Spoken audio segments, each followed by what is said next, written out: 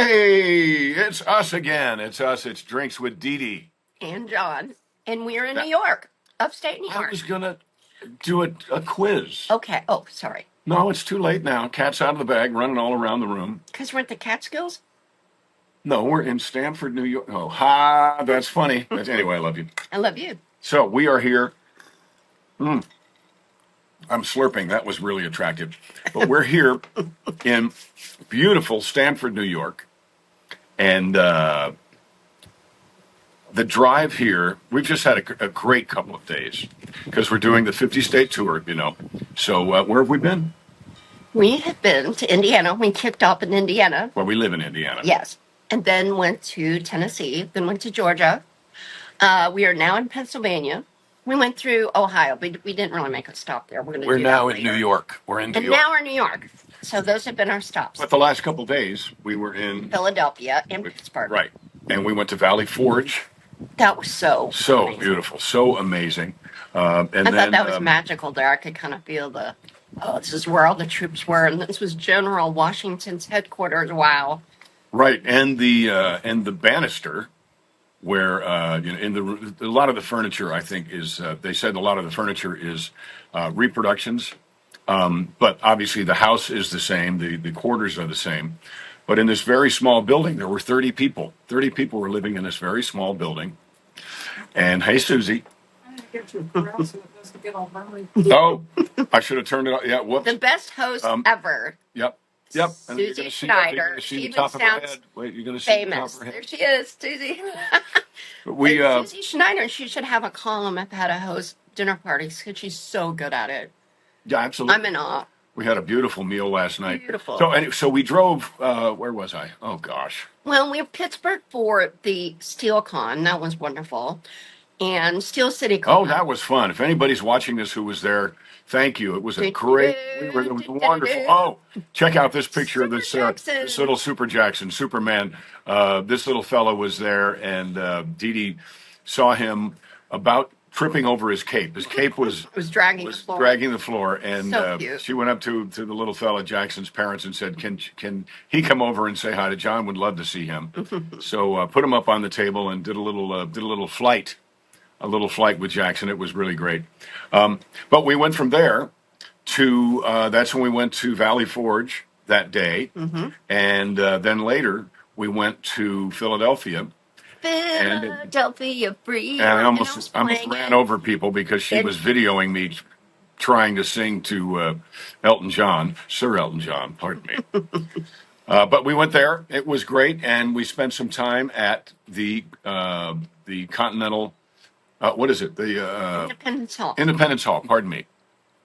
Where it all began. It was so amazing that this was a room. Whoop! It's not an earthquake. It's not an earthquake. We're on the porch. We're on the porch. This was a room where it all started. We were in the room where Thomas Jefferson wrote the first draft of the Constitution. Let's see. I think I have a picture of that on that table right there. We were also in the. Was that where the first Supreme Court met?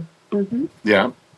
So we were there, and we learned so much. You know, Dee Dee's a history, not just a history buff. She has a history degree.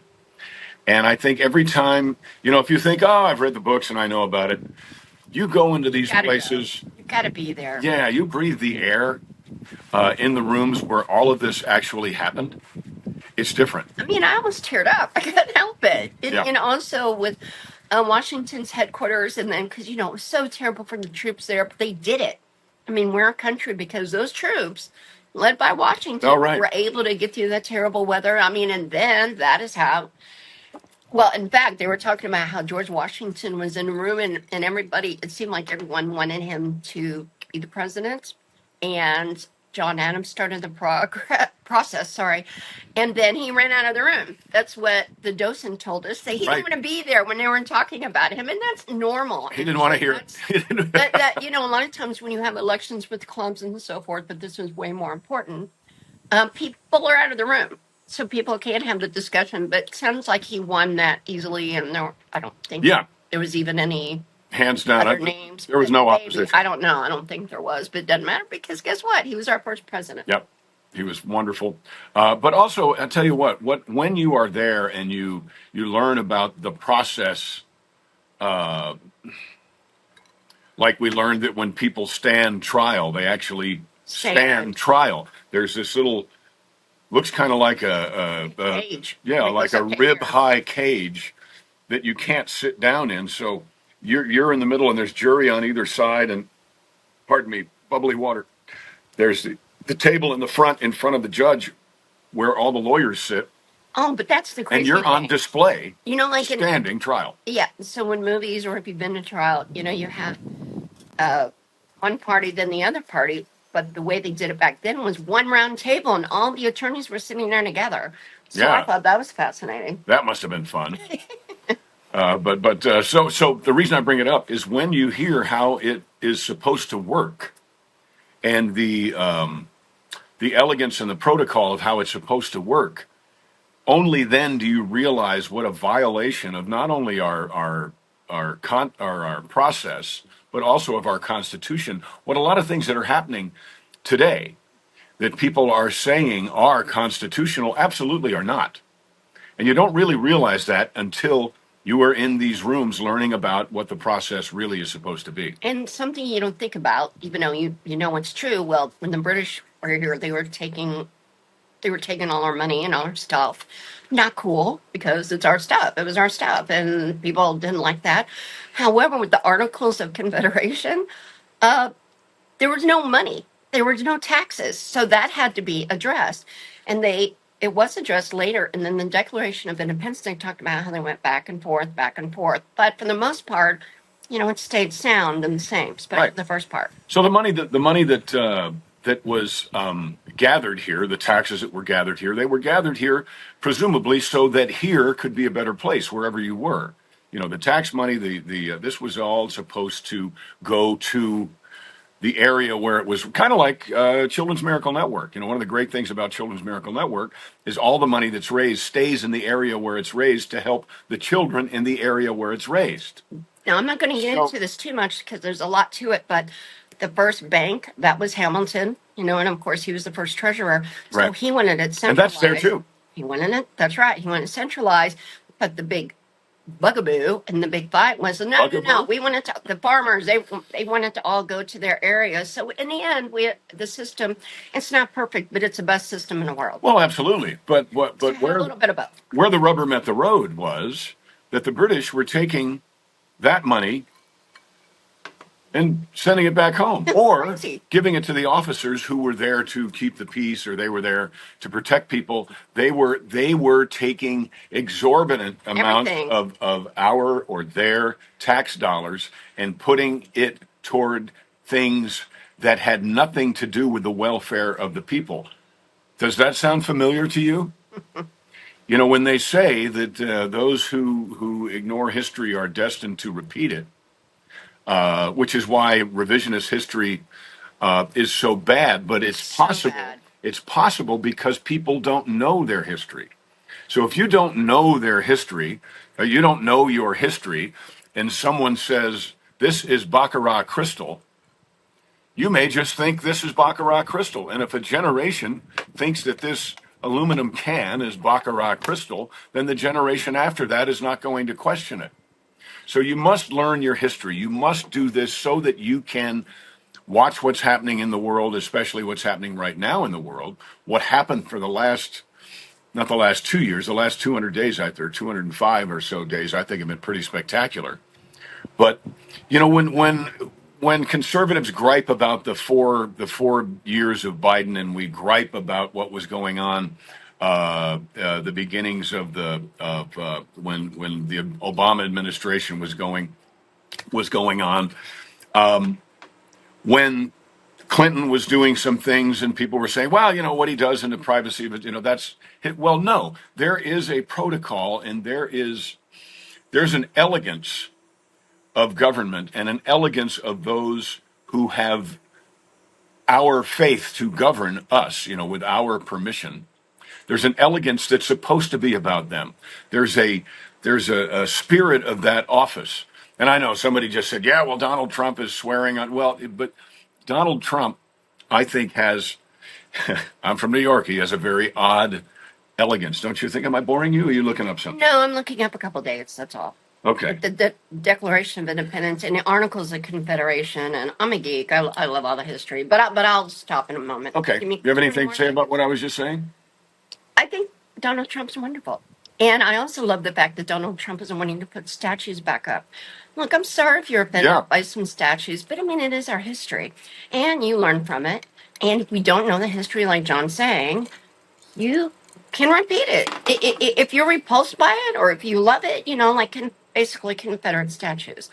But they were talking about how they were trying to take let's say down George Washington, They Jefferson, and and they did Lincoln. take down TR. They did take down Theodore Roosevelt. Yeah, so these aren't Confederate. They went after everything. They went after everything. And That's because people didn't know their history, they didn't realize what a terrible thing that was. Honey, yes. I'm so sorry because I want to get it right. Since I have a degree in history, I've got to get it right. The Declaration of Independence was written and adopted before the Articles of Confederation. And again, it was a tax situation, Articles of Confederation. Then we got our Constitution. So that was the order of the documents. And it was written in that building. That's what Jefferson. Well, Jefferson, did he write the Declaration of Independence? Yeah, but he also wrote the Constitution. No, that was more Madison. But they had him. He wrote the first draft, though. Remember, they said he was at this table. Was that the Declaration of Independence? See, we just learned it a couple days ago, yesterday. Yeah, but Jefferson it's tricky. It is tricky, but Jefferson is definitely known for the Declaration of Independence, and James Madison, a very short president but mighty, small but mighty, 5'4". He was like. Oh, I didn't know that. Yeah. And George Washington was one of the tallest, and I 6'3". think not that it matters, but I think he was quite handsome, and I think John looks like George Washington. I do. When you were in the room, I thought, wow, you look like George Washington. I did feel like I was at home. And he did talk about how he went and where he sat and what was going on. So it was really amazing. So please know your history. Know it well. We're still study learning. it because obviously I'm mixing up some of it. And I was just in the room where the Declaration of Independence was written. And remember, they said he got upset because somebody came in and changed it. No, I'm pretty sure that's the Constitution. Somebody came in and wanted to rewrite a bunch of it, and Jefferson was livid. Don't rewrite my work.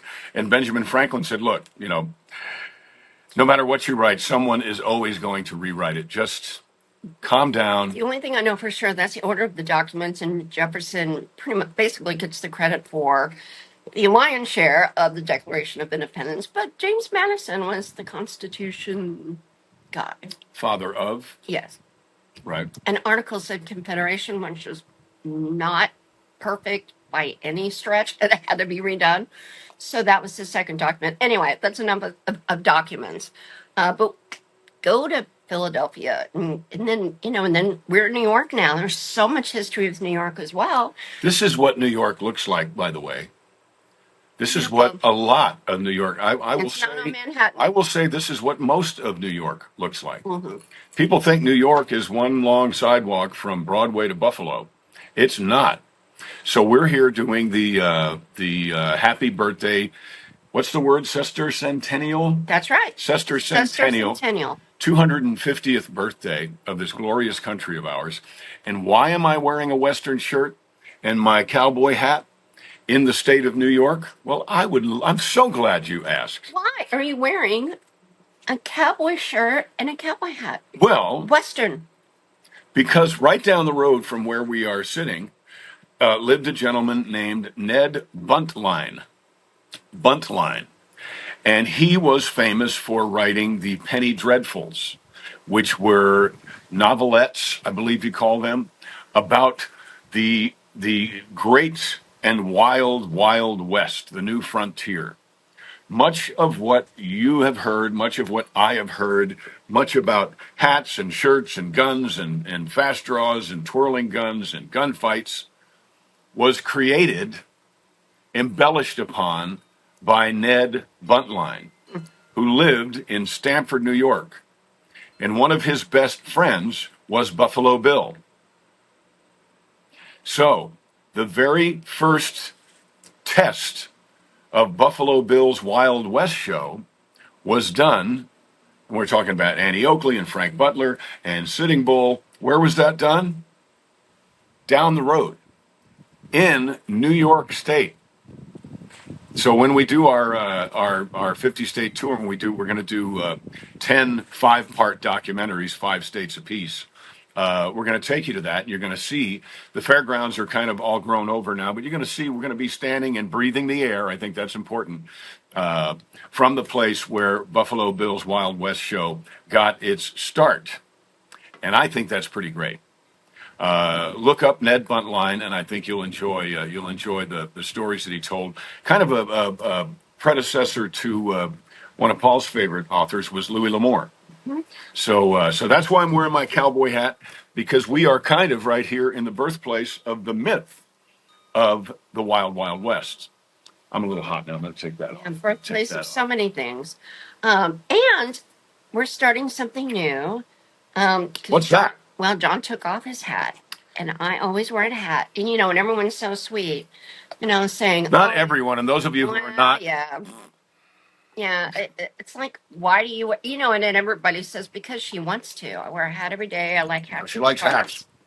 I like hats. And I have so many. And a lot of people say, how many do you have? I have no idea, but I've got a lot. So I don't like saying how many hairs on a cat. So what I wanted to do was start giving away hats to all of you. But wait a minute, giving away hats to all of them? Well, no, to all of you may be able to be given a hat, and here's how it's going to work. So here's the first hat. I think it's a really pretty cute summery straw hat. You talk about it, I will display it. And it has flamingos on it and some greenery as well, and it's just so cute. And I love this hat. I will give away hats that maybe I'm kind of done with, but hats that I love as well. They'll all be nice. So I love this for the first hat, and this is how to work. If you're able to answer the question, whether it be live or whether it be later, whoever answers it first will get the hat. How's it look? A little small? A little small. It's for a lady. Or is my head too big? Yes, for that hat. Or the hat's too small. You look really beautiful in your cowboy hat. Not so much in this one. So whether it's on Facebook or it's a DM or whoever comes up with the answer first wins the hat. And if it's a guy comes up with the answer to the hat, you can wear it like John was, or you can give it to your lady friend. Oh, I'm actually glad I'm putting this on. So I wear a 7, a little bit bigger than a 7 3/8. So just know that I would, if you went and bought a small, medium, large. Do you want people to buy your hat? No. I'm just so that you'll know what size this is, because you have a rather large head, but it's not as big as my head. Thank you very much. So I would say that in the world of small, medium, large, this is a medium. I would wear a large or an extra large. Okay, so this is probably in the world of it's probably a 7. But hats, you have to try them on. You just do. Maybe a 6 and a 6. And I love the old vintage hats, but a lot of times, for some reason, I just think people were smaller then or something, because a lot of times I'll put it on, I'm like, this hat is way too small for me. Oh, and like this one. Well, yeah, there's that hat that I'm giving to our wonderful hostess, Susie Schneider. It looks so pretty on her. But I love this little hat. And John thinks it looks like Lois Lane. Not on you, but it looks so beautiful on Susie. And it has little pearls in it, and it's in really great shape. Yeah, but that's not the one you're giving. No, I'm giving away. It does look like Lois Lane on the black and white TV show Superman. It's like 40s, so it looks like. So it's just a gorgeous hat, or June Cleaver, maybe. But it's good to give things away. It's good to share. So what's the question? The question is, don't answer it. What was the first state admitted to the Union? That's the question. What was the first state admitted to the Union? Now, people will find it. Okay. They'll figure it out. And you want to look it up. That's how you learn history. That's how it's like, oh my gosh. If you know it, then bam, you already answered it. Put it up there if you're listening live. I mean, put it up there. Or if no one gets it, which I think they will. But if they don't, just put it on our Facebook. Oh, that's the answer. So right. So looking forward to sending. Oh no, we're not live. Somebody just texted, and I thought, oh, we live? Somebody's already answered. We're not live. So one day we should do this live just for fun, just one time. Well, could. Yeah, I think we could. But whenever it's on YouTube or, the other places where you can see it, people do give comments live. Hats go this while way. it's playing. Hats go up. That's by the way. true. John's big about that. He's right. Well, you put a hat down like this because you see that little bend to the hat. You see that bend. Now the Lois Lane hat is flat, so that's okay. But you don't want to put a hat like this down like that because it takes the bend out. So, and people work hard to get. And this one to you get have the that little bend string just if you right. want it. So you can do it like this. Now you're just teasing because you're not giving that hat. I know I'm not giving it to Susie, but there will be other hats. But see, it's so cute this way. Hello, Bob. But we're doing that fun summary. We're doing our podcast. That's my brother, the mayor. I don't know if they can see you, and I think they can. He just went swimming. He swims every day. I'm so jealous. He swims every day in a beautiful pool here in Stamford, New York. And he's the one that I didn't know anything that I knew about Ned Buntline. I knew about the pen. You did it again. Oh, you're right. It's a white hat too. Have to be I knew about that's right. You have to be careful so it doesn't get dirty. He's the one that told me about Ned Buntline and Buffalo Bill. So it's pretty great. We're going to go there later today. We're also going to go up on the mountain where it looks out over the beautiful, beautiful valley here. And I want to share what New York is. Because so many people have this picture of what New York is not, right? That's true. New York State is a gigantic state. Ginormous. It is. It's so big. California is obviously big as well. And Texas. Well, and Florida. Pennsylvania, big, long. It is. It is. It took us a long time long state to get across the state. But boy, was it worth it. We've had the best time. She's worth it. We also put pennies on Benjamin Franklin's grave. Now, why did we do that again? A penny saved, a penny earned. And it's supposed to be good luck. It's supposed to be good luck. So we did that. We put 3 pennies, and John even twirled it around a little bit. I spun a penny. Yeah, he spun a penny. I did. That's going to be part of our of the documentary on Pennsylvania. But we're so looking forward to visiting all 50 states for this reason. And John will sing in every state. John is a singer. He's got 29 albums and 5 number ones and the top charting Elvis hit of all time. It's now or never. Anyhow. But we really want to celebrate our country, and that's how we're going to do it. And music is such a big part of that. Yep. So we're going to sing Happy Birthday to America. We're going to find not every state. We're not going to do this in every state, but every state has a state song. So I'm going to learn the state song and sing that in a couple of them. It's going to be different. Otherwise, it's going to be five things that are very similar with just different information. So, and then 10 of those. So we're going to make this. What's the schedule? We don't know. We don't know. Do it our way. This is kind of like, we did this. Making our dreams come true. It's Laverne and Shirley. Our way, yes, our way.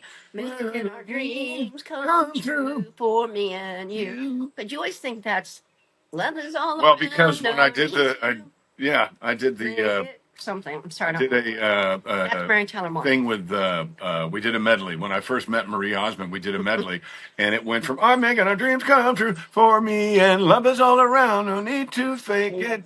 You can have a town." Yeah.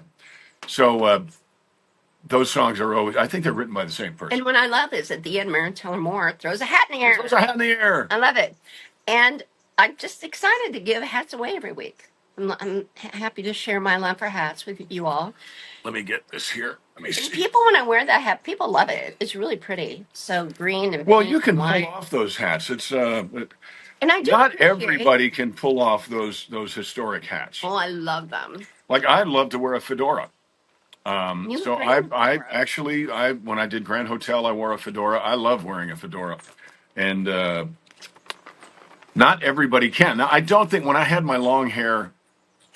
Having hair stick out from under a fedora looks a little. It looks a little bad, but so I just wanted to show you this. This is what you get when you just when you go to Independence Hall. We had a very nice ranger give us that. They'll give you this, and it has in it a wonderful little map, so you can figure out. Get off of me, Ant! Hey, Ant! What was that? The ant and the aardvark. Hey, ant. So they give you this, and you do basically a self-guided walking tour. It's free. Did we have to pay for anything there? We had to pay for the graveyard. The graveyard, maybe like a couple of dollars or something. And then if you wanted to pay an extra dollar, oh no, through graveyard was $5, and if you want one more dollar, you could have the map of the grave. So we did that. Right. So we did that. To support them, basically. Absolutely. That's Christ Church Cemetery. Mm-hmm. And in there is the oldest known headstone, which I think is pretty great. It's really wonderful walking around there. I know we've talked about that. We're not doing a documentary just on Philadelphia, but we were just there, so it's really great. What else is going on? 5 states at a time. So again, I love our friends and the fans, and they are so good about suggesting places. So please keep it coming. Yep. And we've taken some suggestions. Oh, yeah. So thank you. You're so smart. You're so great. And, it's wonderful to know your homestay or a place that you've been and say, look, you've got to go here. You've got to eat. And food is always included. We love that. Like in Philly, they go do the Philly cheesesteak and, oh, yeah. And in different areas. Well, here's a pizza place that's the oldest building in the town of San Antonio. I mean, it goes on and on and on. So we really, really love that. And we're so excited this year to be going to every state and celebrating that state in every way. And, we've always done that. You'll remember, gosh, 2 months ago, I remember when we were in New York, we were in Manhattan. Oh. And we went to, what was that wonderful restaurant we went to? Francis Tavern. What is it? Francis Tavern. Yes, and that's where, and we'll probably go back because, when we say that we're going to do the documentary, we're not going to use old footage. We're going to use the footage that we... Yeah, the footage that we take. Yeah. So It's not going to be like, the old stuff. It's like presently during the documentary. Not going to be canned stuff. But that's the tavern that we're watching turn. That's a... George Washington said goodbye to the Continental troops. And then but before, it's quite possible that's where the spies had drinks. That's where the loyalists had drinks. That's where the red coats and the blue coats would probably occasionally. I may be making this up, but maybe share a grog. Yeah, while they're there, it was kind of not so much neutral ground, but it's funny when you go through areas, and particularly in this area, you find that a lot of places where both sides kind of met in the middle to certainly not share secrets or not talking about Benedict Arnold, but a lot of neutral ground was taverns. Yes, and in the show Turn, the miniseries, we cannot recommend that more. It's so good. Great. It's so good. But what they point out is that New York City, it was always under British rule. It just was. Doesn't mean that there were not people there, that the Patriots were not there, but they were really all around the city. And then also the British took over Philadelphia. Right. So they were in the city. They were the ones with the money, usually. And Patriots were in Brooklyn, right? Patriots were all around. They talk a lot about that's Long Island, right? And all the way up here. I mean, even though as Mayor Bob said, this is more frontier. There's kind of a lot going on during that time. A lot going on in New York and Pennsylvania and Maryland, and more northeastern for the Revolutionary War. And it's not just Revolutionary War. However, for the 250th birthday, it is. I mean, this is when our country was founded. So we're going to talk a lot about those folks, especially when we're in the Northeast. Yep. We're in New York. The next state will be Vermont. We're going to Vermont, then we're going to Maine. I'm sure. Then Maine. And then we don't know because we've got to go all the way out to L.A. in the middle of all that. Going to sing at the Hollywood Bowl. How about that? For a Jose Iturbi event, who did a lot of music. And, and of course, since we're celebrating every state's got its own flavor. Well, obviously, in California, Hollywood's big. John has been very active in Hollywood. I have as well. Motion pictures are big. But, motion pictures really started in Fort Lee, New Jersey. That's right. And Fort Lee, named after a gentleman named Lee. The other General Lee. Yes. But Fort Lee, New Jersey, when you see those wonderful pictures, actually, Tony, if you wouldn't mind, pull up one of those great, I didn't send it to you, but one of those great pictures of, they're shooting silent films and the set is built outside, kind of on a bluff. Actually, it's built on a palisade. And these were the Palisades of Fort Lee, New Jersey. and they shot that way because they didn't have the lights to be able to pump in, so they didn't have roofs on the sets. So people like Buster Keaton, I believe, shot. Buster Keaton might have only appeared in the Max Sennett comedies, but when you see the pictures of old Hollywood, the silent film era, much of those, the oldest photographs, until we get to D.W. Griffith's Intolerance, which was shot at the corner of Hollywood Boulevard and Highland. But those really old pictures of the beginnings of what we now call Hollywood was actually Fort Lee, New Jersey, and begun by Thomas Alva Edison. How about that? So look all that stuff up. His studios, oh gosh, it wasn't just Edison's studio. I can't remember. We can do this every year. We were talking about, hey, maybe we do pubs in 50 states. Maybe we do the food. In 50 we'll do a states. 50-state pub crawl. It'll be a 45-minute documentary because the rest of it will just be out. But people do get excited about the food and drink. I mean, because we can share that, and they're like, "Hey, go to this restaurant if you've not been." We even stopped in Bedford, not for long. What do you get in Maine? I think it's a banger. I mean, it's Bangor, Maine, but I think they call them bangers. I think it's a kind of a hamburger. Bangers and mash. No, you're bangers and mash.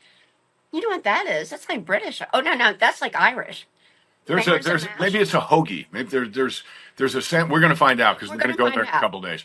But anyway, one of the things that I mentioned overwhelming. Bedford. I do want to say Bedford was so cute and it was historic as well.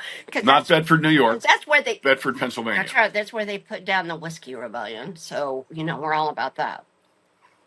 Otherwise, it would be tea with Dee Dee and John. And then there's that, and you have a song. What's your line? I don't know. Oh, it's time to toss the tea. She's worth it. That's right, brother. I believe when it's time to toss the tea, she's worth it. And I can't wait to get to Boston, and that's going to be a big Boston too. It's such a beautiful city. There's so much history there too. And I knew this, but I don't think John did. When did it all start? When was the first shot? Now you know. You're going to have to say for the Revolutionary War. Well, it was Lexington and Concord. That's right. But I don't know what date the first shot was fired. No. And that was a bunch of soldiers on two different sides of an argument, probably drunk. Right? Well, I don't know about that. Well, but it wasn't. I don't think that was an official battle. I think that was but it started with. It turned into a battle. Yeah. But I think it was kind of like, oh yeah, bang. Okay, well, is that the shot heard around the world? No, that's another shot. That's another shot. And we don't mean this kind of shot. I know that's what you're thinking. But Fort Lee was named, I'm going to make sure Fort Lee was named after a Revolutionary War, a good guy. And I told John this before. And that's where Benedict Arnold was incarcerated, and he escaped from the jail in Fort Lee. And I think we're going to find out, I think the jail was actually in the back of a tavern. Taverns had a lot to do with the Revolutionary War. Oh, yeah. Well, that's when you think about it. You didn't have television, you didn't have radio, everything happened in the tavern. You drink and people play music. And you had books and cards. Cards. Yeah. And I learned yesterday they had taxes on cards because they sold a lot of cards. Anything printed, the Stamp Act had to do with things printed. It wasn't just, I always thought it was just stamps. But apparently it was newspapers, it was periodicals, if they had them then, but it included playing cards. I didn't know that. One of the things I wanted to say that as we're driving around this amazing country of ours, what we realize each and every minute of every mile is it's so beautiful. We live in a best country in the world, gorgeous country.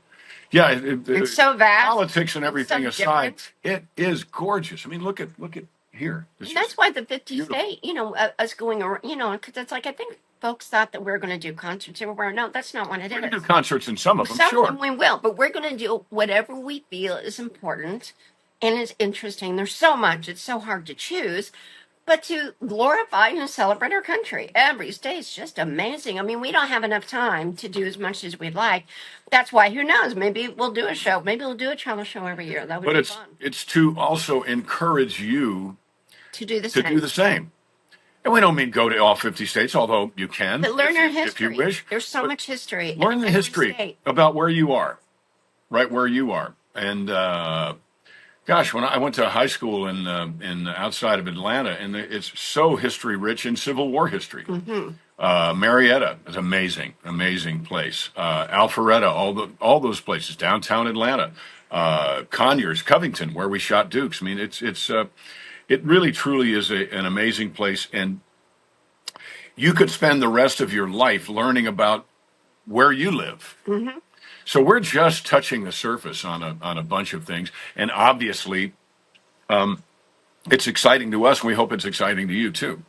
Yeah, because it's the 250th birthday, and we have to celebrate the best country in the world. So we thought this was a great idea, and we're having a ball. Right. So learn your history, and so that when you hear things told as truth on the news, you can go, Like, well, wait a minute. That doesn't sound quite right. And has this ever happened before? You can bet it has. Oh, that's the big You the can big bet lie. it has. The big lie we hear on the news almost every day is this is unprecedented. No one has ever done. Oh, come on, give me a break. You know, and we were just talking about it last night.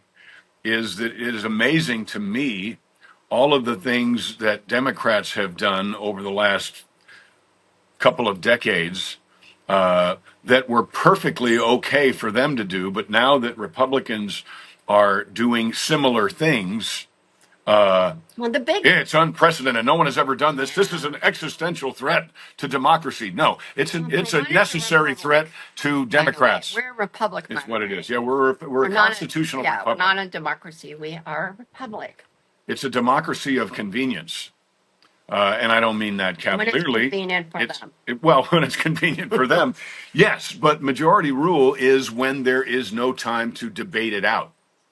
When there is no time, the Electoral College is what. Let's just have a democracy. Of course, that's what they want because the more Democrats are in cities than anywhere else. So, okay, well, guess who would make all the decisions in our country? New York City, right? Chicago, City.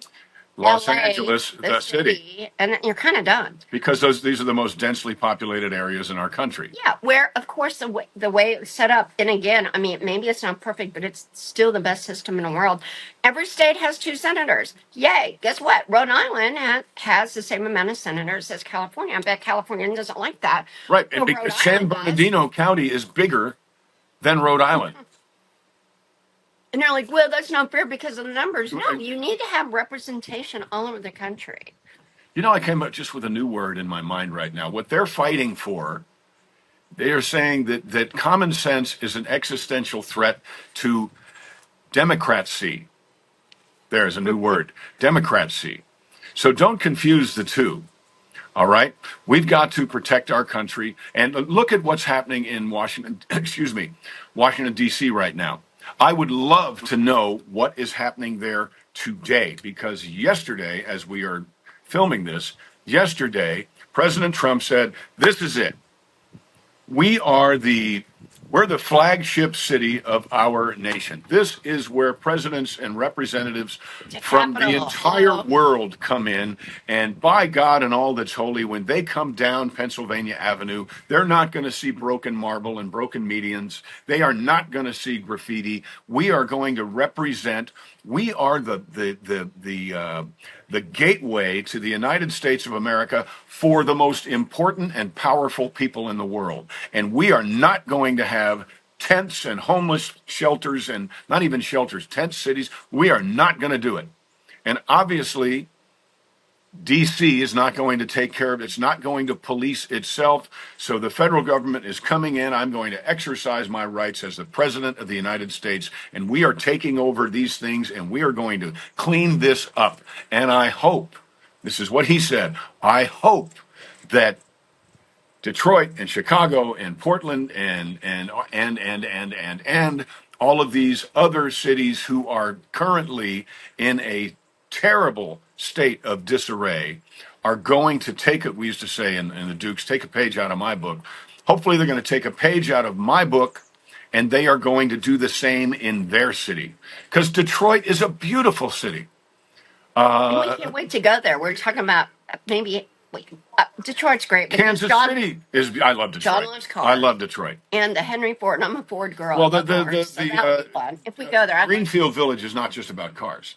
Yeah, they just happen to have some cars. Yeah, but where's the Ford? Well, Dearborn, yeah, but the plants and all that, which are and I we're think building Ford's the new ones. most American Ford, in my opinion, just from what I know, is the most American car company. You know what? They didn't take the bailout. Because they didn't take the bailout. That's true. And they've been around, a long time. A lot of people think of it as Ford and Chevy. I prefer Ford for that reason. Wish a Ford and a Chevy still last 10 years like they should.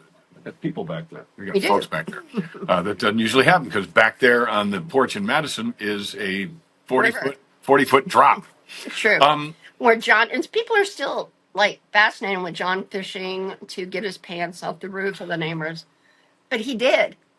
What happened, and in fact, I'm embarrassed to say, I'm not embarrassed to say I did my electrocution suit workout this morning. But when you do that, it sounds odd, you wet the electric pads. And then you put the suit in the shower. It's not quite like that. Not quite like that. But it's wet. And then you work out for 20 minutes and you do sweat in the suit. He didn't have the so it's a long way around the rooftop. He was getting electrocuted for real. No, that was bad. You said it. You got yes, I did. That's not the point. The point is, I did that this morning. I feel great that I did it. But right over there on the other side of our camera, on a banister, shorts and the shirt. Is the shorts and the shirt. So that's how in Madison I put the shorts and the shirt on a chair on the back porch. Yes, and it blew off. I am that kind of a guy, and it blew off. Well, now if it blows off, it'll just be in the driveway. But anyway, I'm saying all of that about these amazing cities to applaud the efforts of President Trump in D.C., and I'm quite sure that a lot of things have changed today because he said this is not going to be a long, tedious process. This is going to happen quick. Well, DC's not that big. And it is a beautiful city, but it's but it's got the most beautiful marble. And somebody had the audacity, and I think they realized it was a stupid question after they asked it.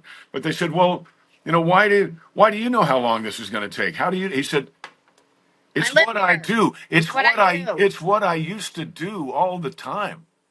So if somebody's going to come in and clean up your city architecturally, infrastructure-wise, through your plumbing and your water and your sewage and all that, somebody's going to fix the median on your glorious streets. It'd kind of be a good idea if it was Donald J. Trump. So I'm very excited to see what. Oh, she's wearing the hat. I'm very excited to see what DC is going to look like. I love this hat. It's so cute.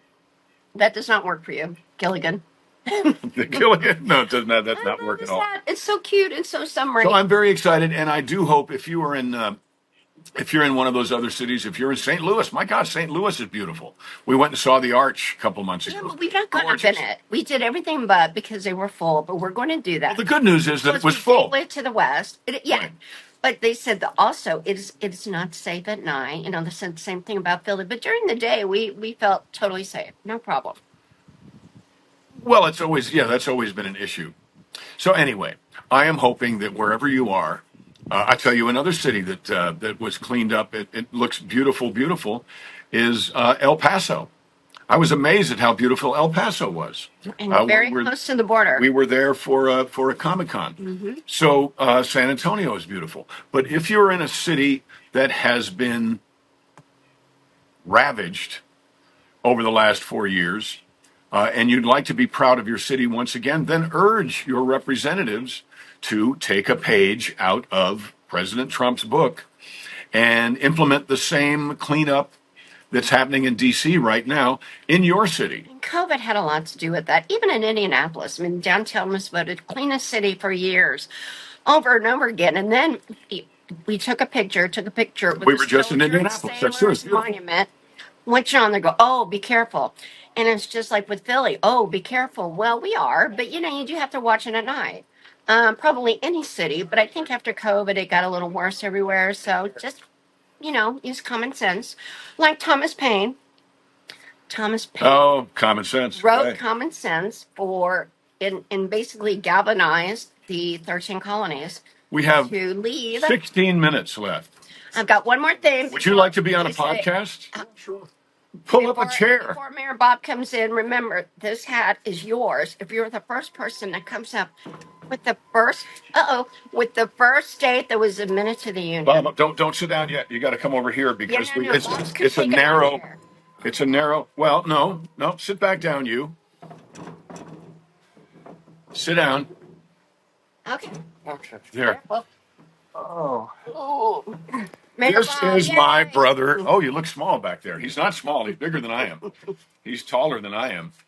This is the mayor of Stamford, New York. Yay. Yay. The Honorable.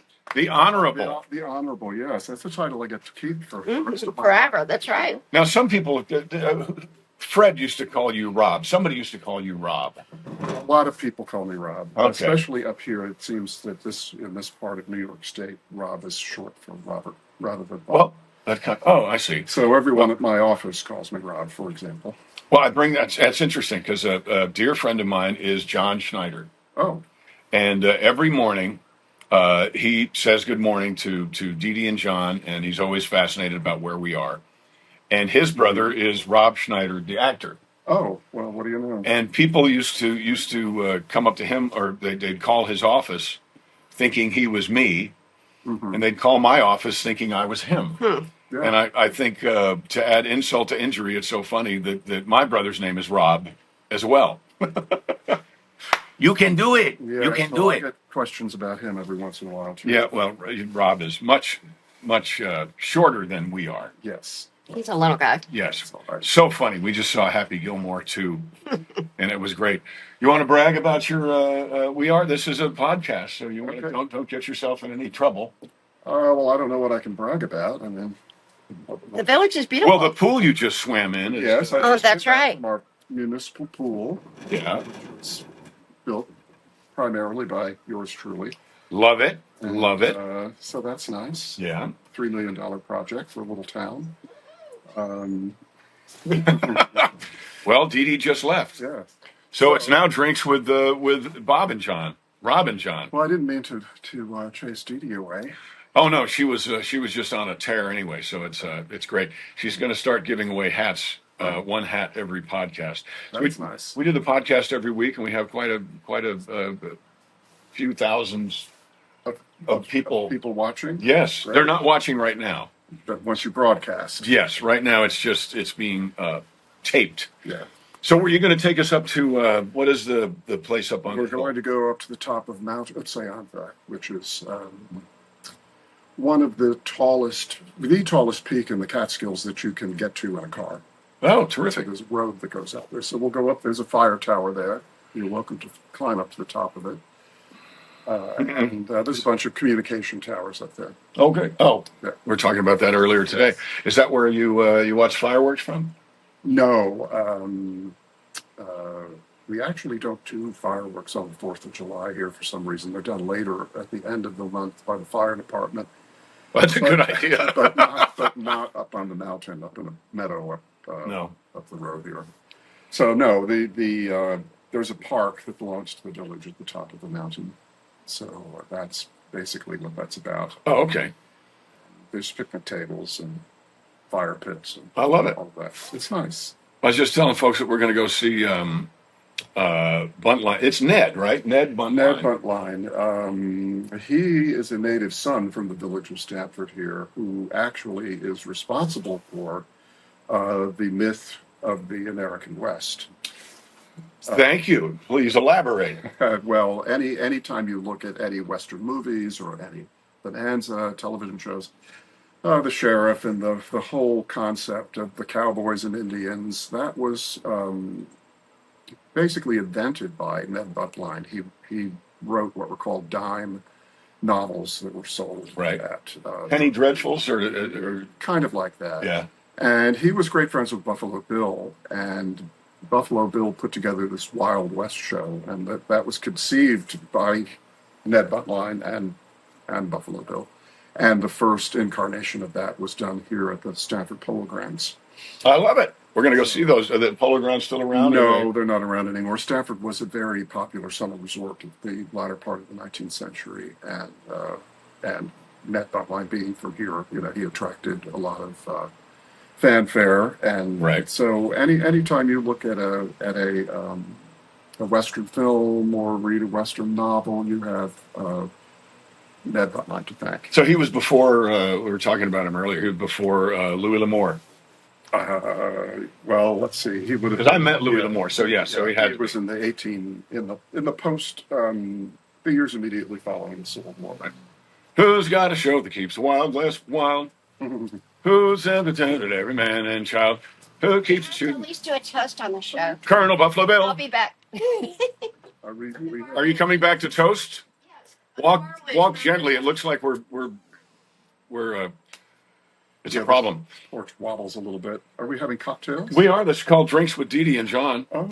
And we talked about a lot of things. One of the things we get into, like you and I talk about, was what's happening out in Pacific Palisades, or what's not. And you said something interesting, because I just want to blast California for it, but you said there was some logical reason why they've not been able to start rebuilding yet. Come over here, baby. Well, a client of mine, because I'm also a landscape painter. Amazing. What's your website?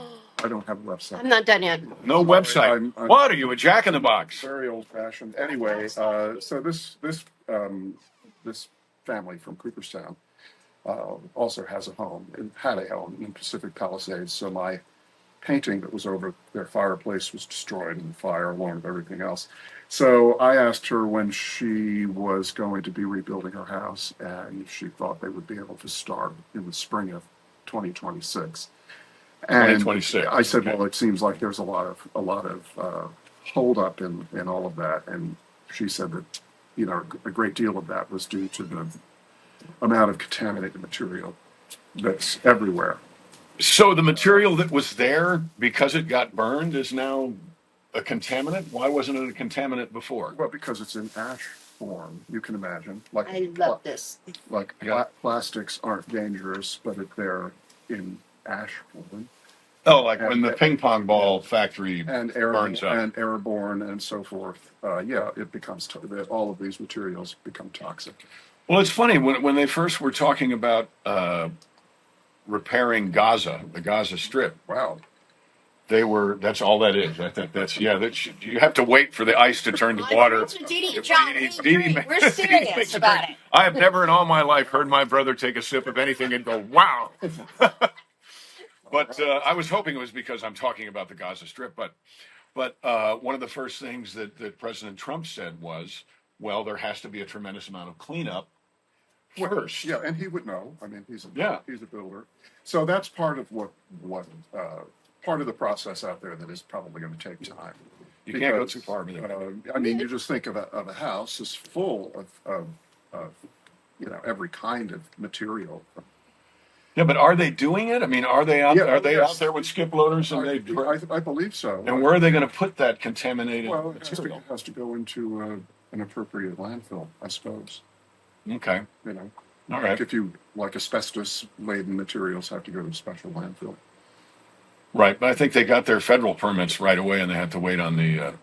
But still, it's California too. Let's don't forget. Yeah, and there's no, there's as far as I can see, there's really not an excuse for why that happened in the first place. I don't know if I shared this with you, but there's a movie called a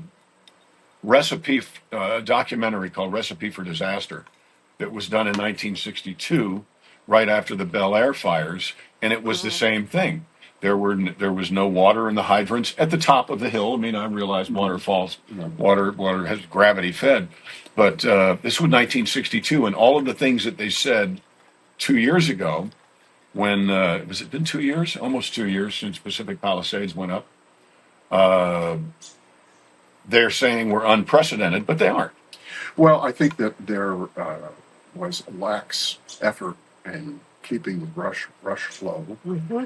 And, that kind of brush, even when we were up at Yosemite and then went to see the giant sequoias.